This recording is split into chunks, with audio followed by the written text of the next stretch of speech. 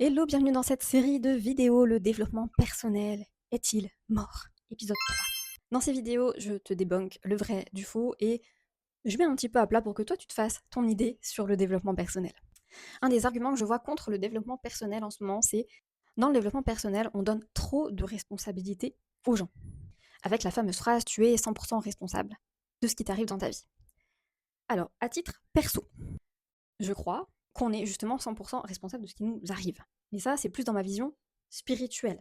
Ok? Et ça ne regarde que moi. Jamais je dirais à une cliente qui me raconte une dinguerie sur ce qui lui est arrivé, ah mais t'es responsable à 100% de ce qui t'arrive. Jamais de la vie. Ce serait maladroit et en plus ce serait projeter mes propres croyances sur elle. Néanmoins, ce que je vais aider ma cliente à faire, c'est à l'aider à mieux vivre la situation qu'elle est en train de traverser et même la transformer pour qu'elle puisse justement en tirer des opportunités, en tirer de nouveaux skills, en tirer des nouvelles relations, etc. L'autre côté d'une situation qui pue. Tout est toujours équilibré dans la vie, quoi qu'on en pense. Donc oui, on est responsable, mais tu n'es pas responsable à 100% de ce qui t'arrive. Quand tu as un accident, je vais pas dire « Ah oui, mais c'est ta faute ». Par contre, tu es responsable de la façon dont tu vas réagir aux événements. Et c'est là où le développement personnel intervient. C'est-à-dire que tu as le choix, par exemple, si tu as une collègue qui te pourrit, tu as le choix de rester dans la configuration dans laquelle tu vas répondre en pleurant et en pestant et en exprimant toute ta colère et en déversant tout ton pu sur cette collègue parce que quelque part c'est ce qu'elle voulait.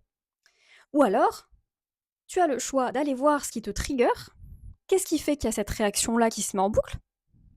Aller voir la racine et, quand ça arrive la prochaine fois, pouvoir juste respirer et être en posture pro, solide et répondre avec professionnalisme, parce que ça va vraiment agacer ta collègue. C'est ça qu'on fait avec mes clientes. Je leur dis pas qu'il faut éviter ces situations-là, je leur apprends à comment naviguer dans ces situations-là, tout en restant pro et crédible.